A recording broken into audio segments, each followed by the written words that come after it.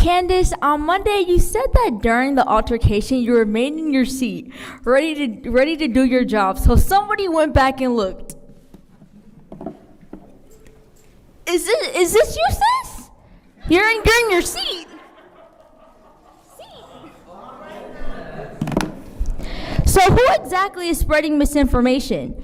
Liddell, my name is Mari. Let me repeat myself and make it clear. My name is Mari, M-A-R-I.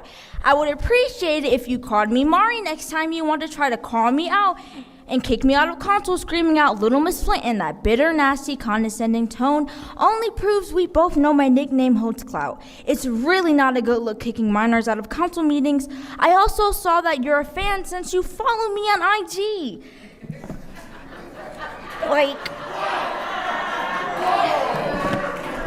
Y'all have this obsession with saying people are trying to cause chaos for likes and views on social media. I have always used social media to spread awareness about what happens to the residents of Flint that are dealing with, and I have zero plans to stop it. But let's make this clear.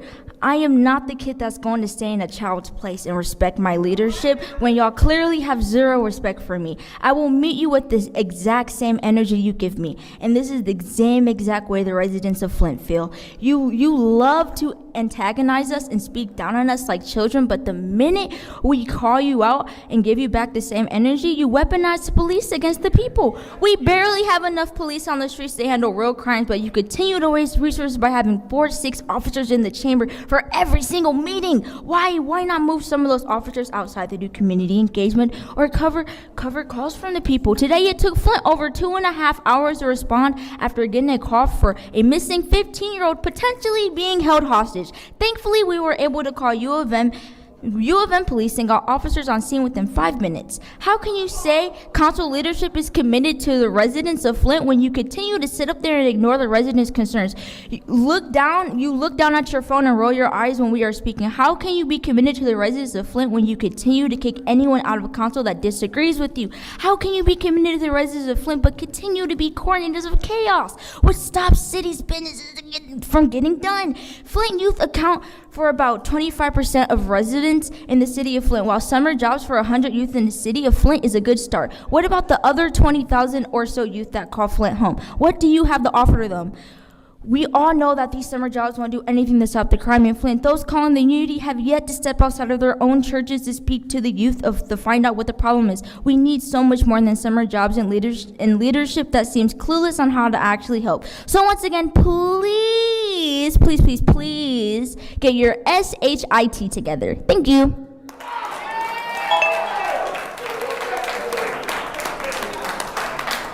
I am 12 years old and Mari's little sister. Monday was my very first council meeting, and after seeing how most of you behave like children, I am going to go over some of the main rules we learned way back in elementary school.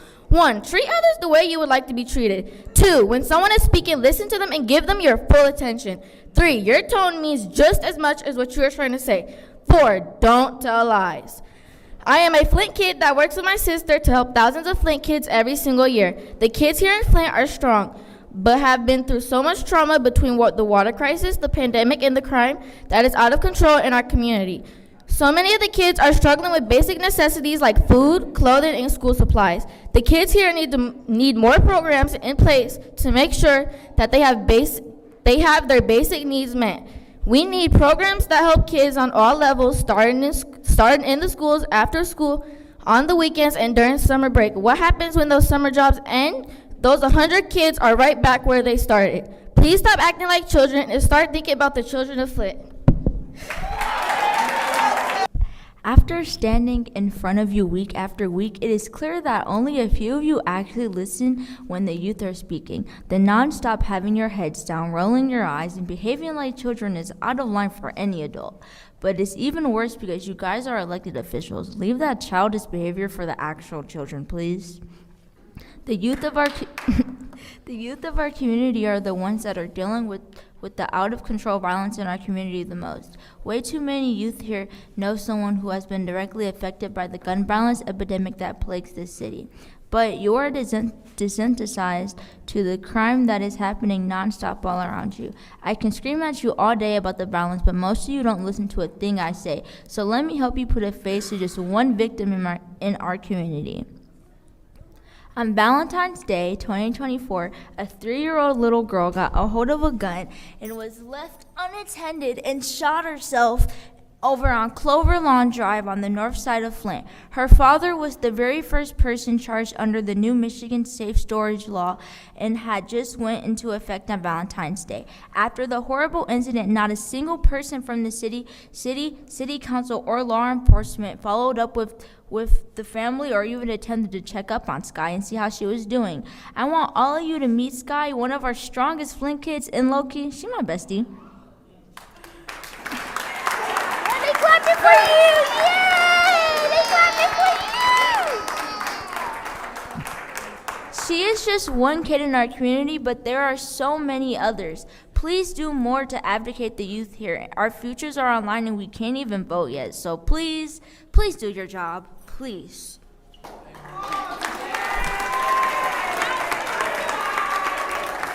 And I am 12 years old. Last week we went over the basic rules we learned in elementary school. And last week you made it clear you still need refreshers, so here they are again. 1, treat others the way you would like to be treated. 2, when someone is speaking, listen to them and give them your full attention. 3, your tone means just as much as what you are trying to say. 4, don't tell lies. Now that we have gone over the basics again, I also want to remind you of number 1 and 2 of Declaration of Rights in the Flint City Charter.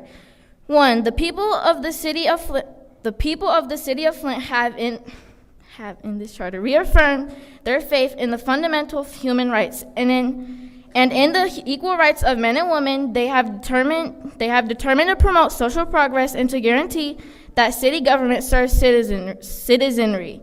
The people of Flint have mandated that the city shall provide for public peace and health and for the safety of persons and property in the city. And they require that city officers promote respect for these rights and freedoms. The people have a right to, and city officers shall pledge themselves to assure residents and businesses a clean, safe, blight-free environment, safe and decent housing, job opportunities, clean air, access to safe drinking water, clean waterways, and a sanitary city, health care, safe roadways, sidewalks, and convenient public transportation, recreational activities and facilities, and cultural enrichment. It's time to stop behaving like out-of-control kindergartners and go back to the basics and remember who you serve and start working for all of Flint's residents and not just the ones that benefit you.